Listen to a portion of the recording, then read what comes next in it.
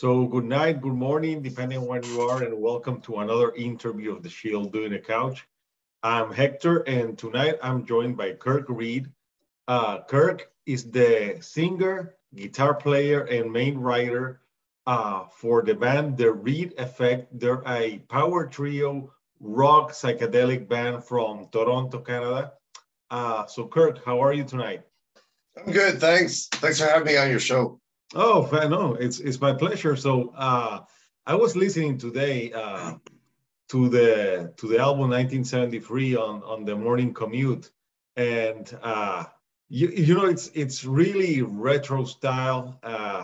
The songs, it's really psychedelic. Really reminds me of classic rock.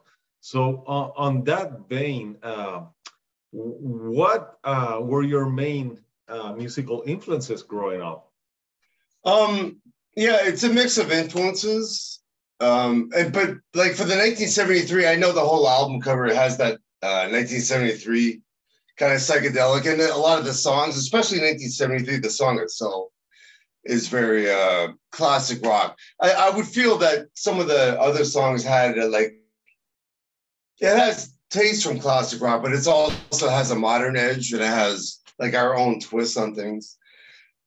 Rock and roll, like a new rock and roll, I would look at it as. But saying that, my ultimate influence would be Jimmy Page from Led Zeppelin. The main reason I play guitar, when I saw The Song Remains the Same, their documentary movie, I watched it that one day. I remember, and I was like, I had to play this. So I started playing guitar that day, and I haven't stopped.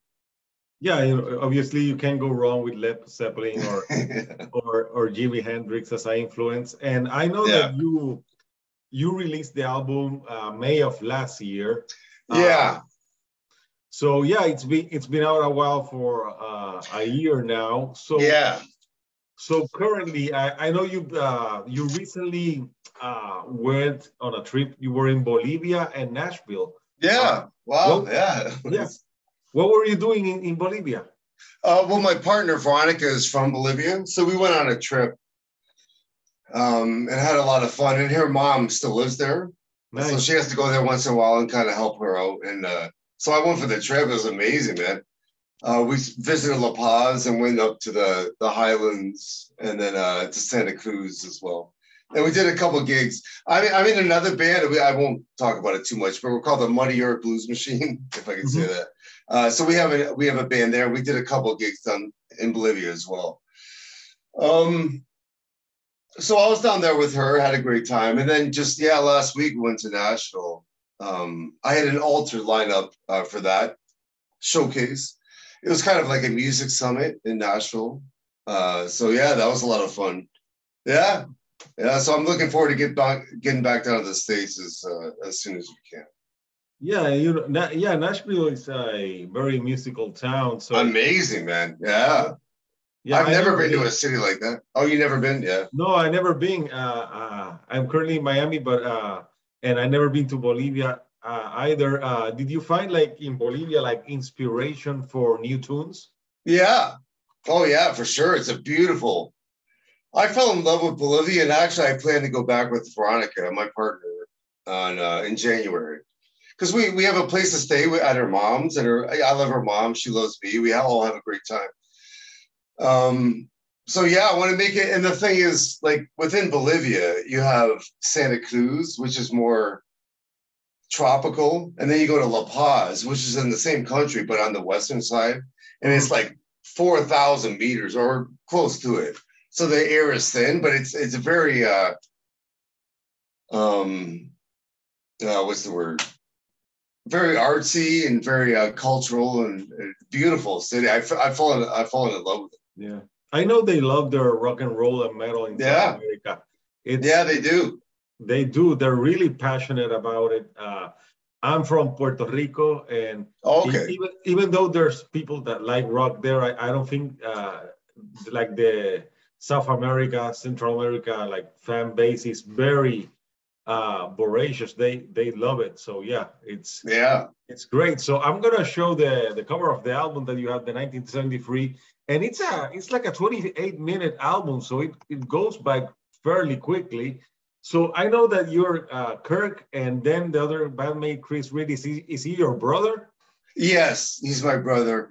And if I can share briefly the story, like Yes, of course. he unfortunately took leave of this world just over a year ago. So Oh, he took his life, and then like yeah. So it's part of the story of this album. So that's why I try to share what I can, just so I can keep Chris's legacy going, and plus sharing the music that he and I created, which is on this album, including our producer Ted Sedalis and our drummer Brian Fontes too. But this is his final professional recording in this world. So that's why I'm really going all out. I know the album was released a year ago. So this is the third single, the Trampled Under. We released the video, and I still have actually 3 more singles. So I have the rest of this year. I plan to finish milking every ounce of rock and roll goodness that I can get out of this album. no, Because it's really good, but also to honor Chris. yeah, obviously to honor your brother, and yeah. On that note, I didn't know that, and mental health is so important, and I know. and these past years have been very rough on everyone. Yes. So yeah, it's sad, but at least the music that you guys created lives on, and I'm sure that he would want you to keep on doing more music. I had a question about why did you name the album exactly 1973? Is there something about that year in particular? Like it's funny because like we had all the songs. We didn't decide to call the album 1973 until like the later stages of the whole mixing process. But we had all these songs, and then like the origin of the song is like Chris, my brother, like came up with the dun, dun, dun, dun, dun, dun, dun, dun, whatever. So I said we haven't had that since 1970. So I kind of had a hook there. We built a song slowly with our producer Ted Sedalis, and then I wouldn't say it's like the absolute strongest song on the. I would say "Trampled Under." Actually, our most recent single would be the strongest. But it's just 1973 lends itself to so much. So many good things. Like, well, you saw the album cover. Like, it's very psychedelic, very colorful. Something like, I love it. I love it, man. And also to pay homage to a year that was like within like the late 60s, early 70s, but mostly in particular 1973, that the bands that were out, like that kind of style of music, rock and roll, like Led Zeppelin. We can talk about it in hindsight, like how amazing they were, and they were. But the thing is to actually be living in that era when it's really fresh, you don't really know where it's going to land. It's just very spontaneous and fresh and beautiful and incredible and scary. Like if I was back then, I would have been like, what the, scaring the shit out of me. Pink Floyd, Black Sabbath, Deep Purple, the Allman Brothers. I mean, Neil Young. Like it was such an explosion of amazing creativity, especially David Bowie. Yeah, absolutely, for sure. All those guys, man. I mean, and I think to make that drastic of a shift at that time, the thing is, like, I mean, there's good rock and roll now, but a lot of it's based on that. And that was the source of that. But not even just rock. I mean, funk, you had reggae. Reggae was exploding. And disco kind of came with the dance beats and stuff like that.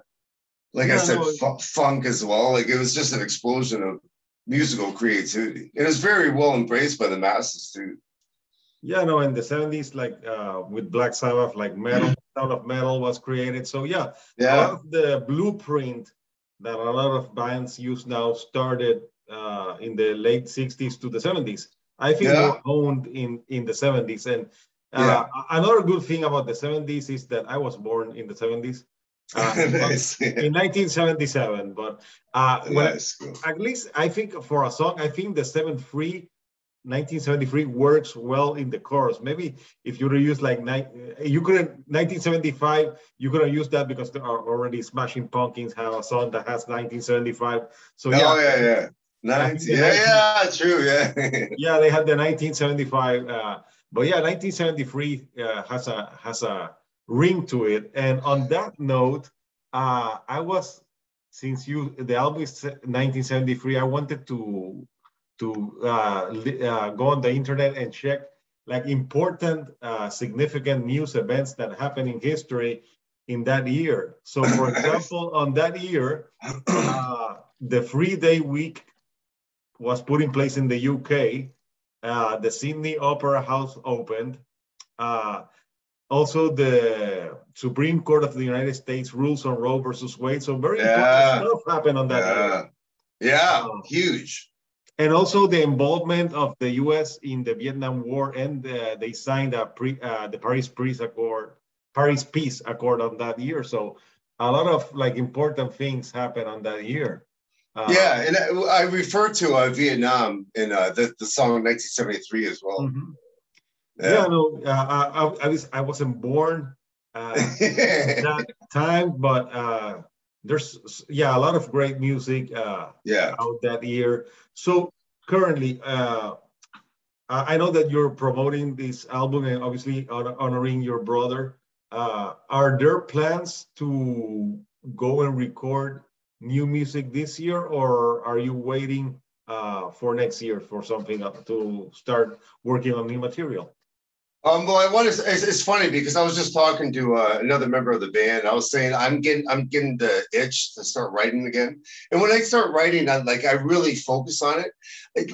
I have like little ideas that I have but I never really have a chance to really cultivate it until I have like a certain amount of room, which I will be coming soon.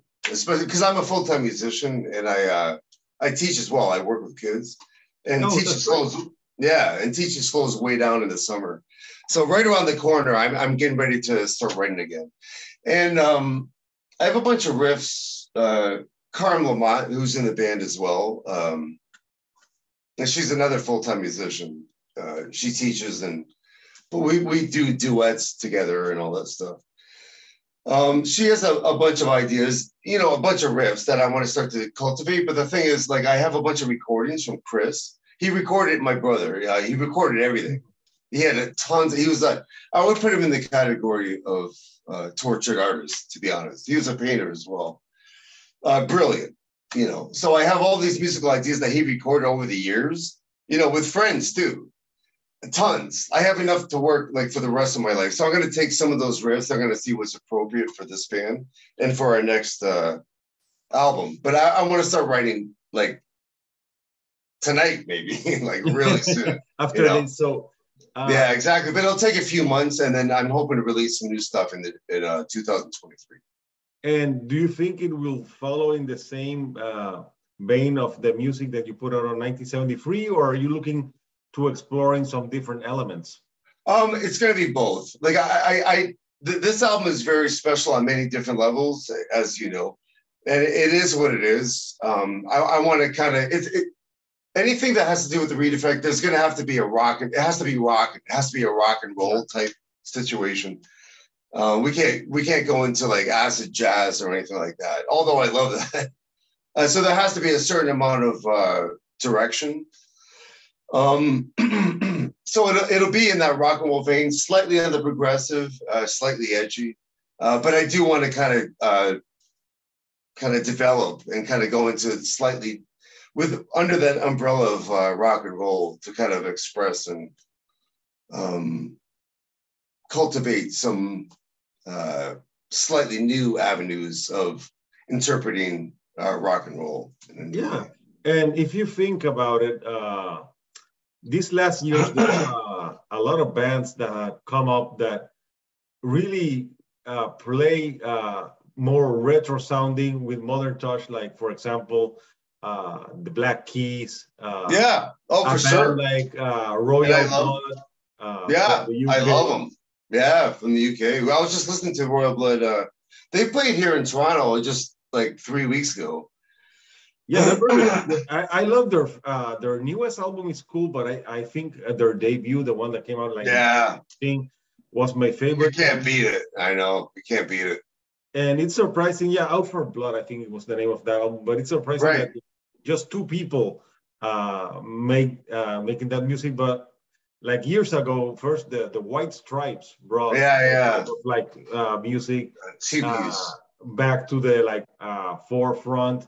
And I think it's important, you know, I like all types of like rock and metal, different types, like modern sounding, but I also like the classic sound, more hard rocking too. I think it's, you know, there's room for it. And I think people today, obviously with all the streaming, there's more opportunity to find newer music, and you just have to go out there and look. So when you like, let's say a hypothetical, if you were stranded on a desert island, which three albums would you take with you and why? Actually, now that we're talking about Royal Blood, I think that album, I remember listening to it quite a few times, like 2 or 3 years ago. I would say that would be up there. I saw them open up for Black Sabbath like 3 or 4 years ago. Oh, nice. And it was selling. Like every song was tight. I mean, I don't know their formula, but yeah, I like it. I'm a fan. The other one is I actually have a shirt, the Crooked Vultures. I forgot and I have I was just looking. Actually, here, 2 seconds. Oh, sure. Prayer. See.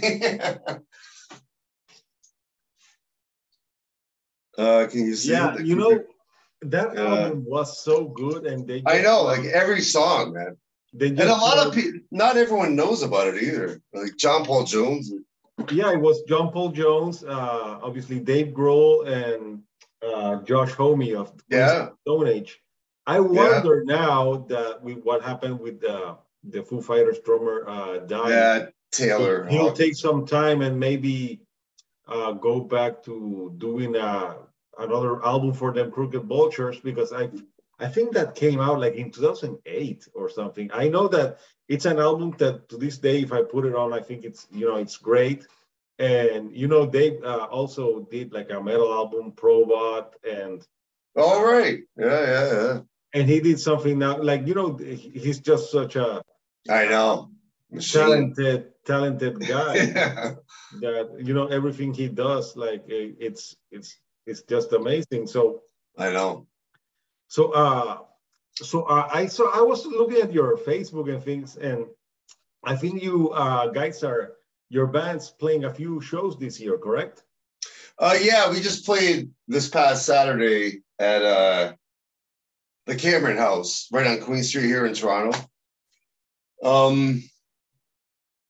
are we playing next? I think we're going to be playing the Horseshoe in the summertime, and then we're playing, you know, Ottawa and Kingston in Ontario. So we have a few shows over the next few months, but I really want to get down to the States, and like it looks like we'll be playing in Detroit, and into Ohio, Toledo, Ohio, Philadelphia. So we'll be doing that soon too, and I'll be posting all about it on our social media soon too. Yeah, no, that sounds very fun. So right now, are you talking about music? Is there any newer bands or anything that you're recently gotten into?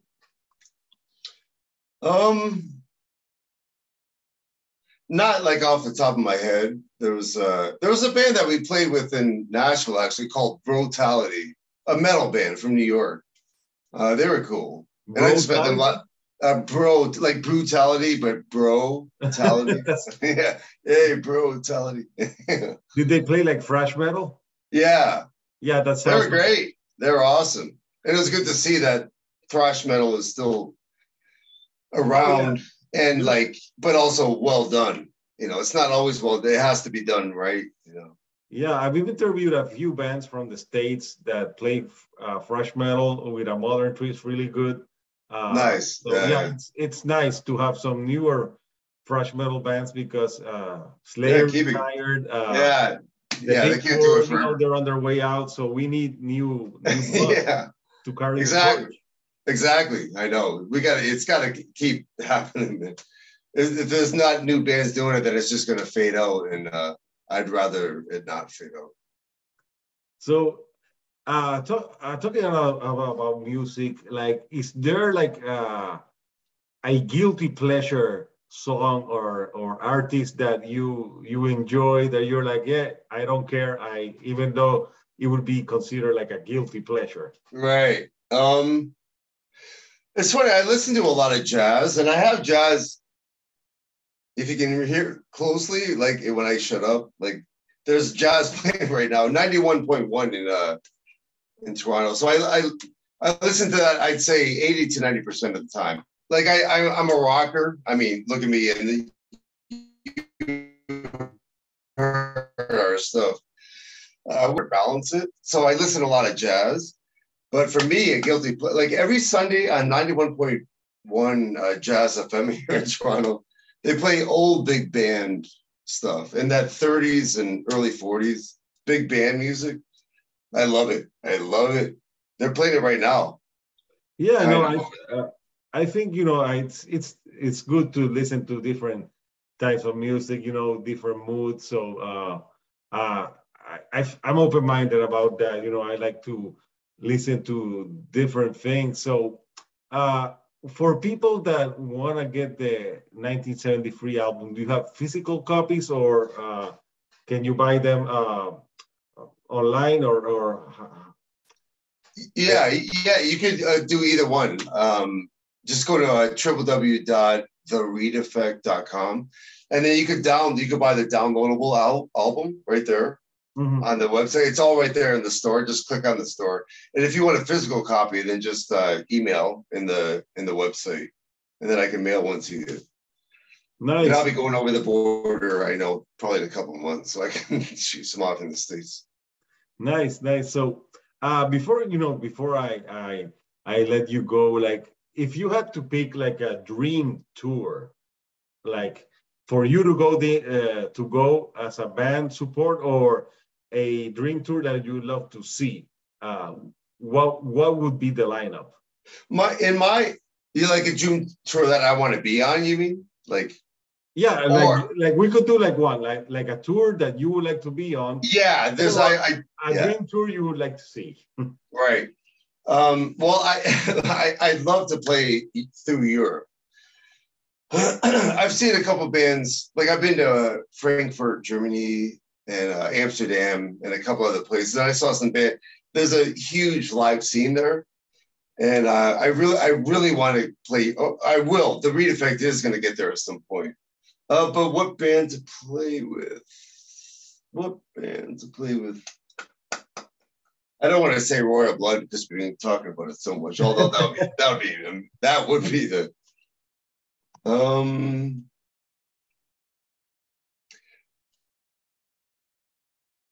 Sorry, I'm having a brain fart. I don't know. Like I just want to play Europe. I can't think of like specifically who.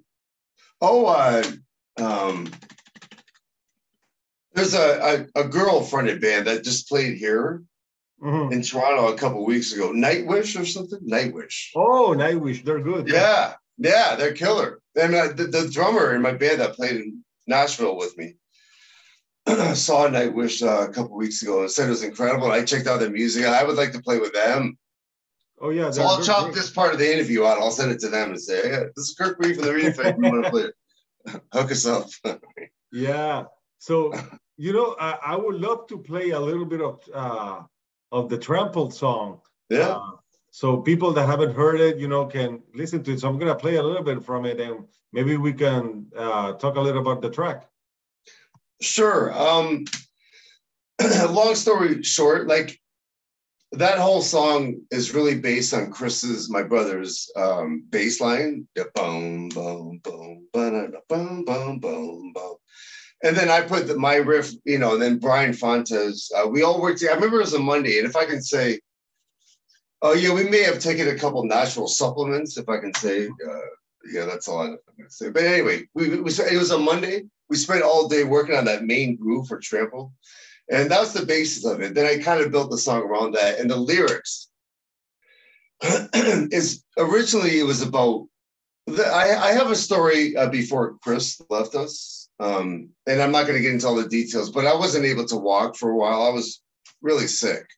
And there's actually going to be a documentary coming out about that later. But anyway, the lyrics was originally about the transition from me being sick and kind of in a cocoon and being dependent on others, and then going from there to getting back out in the rat race. So I felt like I was trampled under. But now, since I lost Chris, it's really more a tribute to him, the feeling of being trampled under, of losing the most important person in my life. But now I try to, the way I perform it in my mind is more to bring any kind of empathy or hope to other people that are going through anything strange or crazy. No, yeah. It's about hope. Yeah, no, it's very catchy, and obviously I think it's so important right now, everyone, to like if you're feeling down, everything, call a friend, that's, it's always sad when things like this happen. And I can imagine losing a brother that way. So it's very important, to speak with everyone, call, like, hey, how are you doing? I think right now in this world, everything's like, so everyone's on their phone, or it's all like text messaging. Yeah. Formal, back in the day, you want to talk to someone, you call them. Yeah, I know. So it's a different world in many ways. Modern technology is a good thing in some ways, but in other ways, we have to not let it break our connection. Yeah. Because it can be a healthy thing, but we have to understand the power of it and use it in a healthy manner. In a healthy manner, and disconnect when you need to disconnect. Something I like about doing interviews this way is like, I can see you, you can see me. It's like a modern phone call. So it's it's a good way to connect with people. And I think this album, for people who like classic rock, psychedelic rock, blues, influence music, I think they will dig it. And hopefully the band can keep touring and hopefully get more newer music from you guys. So that would be cool. Yeah, absolutely. That's the plan, man. Yeah, this is like, I really want to use this album as a platform to be able to take this to a whole other level. Yeah, we're driven. I got a full band, and we're excited about performing everywhere we can, playing all these songs and some new ones too. Nice. Well, Kirk, I want to thank you for taking some time out of your night to talk with me and talk a little about, classic rock music influences. Everyone, The Reed Effect 1973 is out now. I'm gonna post the link for where people can, go get it. So any last, words for the people who are listening to this, what would you say to them? Yeah, well, first of all, thank you for having me on your show, and then for everyone, please give this album a chance. We put so much into it. The production is insane, and we want to do it to don't do it as a favor to me or anything, but enjoy it, man. We put a lot into it. You're gonna love it, man. There's no way. It's designed for you to love it, and we hope to make it down to the States, definitely in August and over the coming years. And you'll find everything out on our social media and our website, especially at thereedeffect.com. Awesome. So, Kirk, again, great talking to you. When you get more new music, hit me up. I would love to listen to more tunes. And it was a pleasure meeting you and talking to you. So until next time, people, this is Hector, the Shield on a Couch, and I'll see you all right here on the couch. Thank you and good night.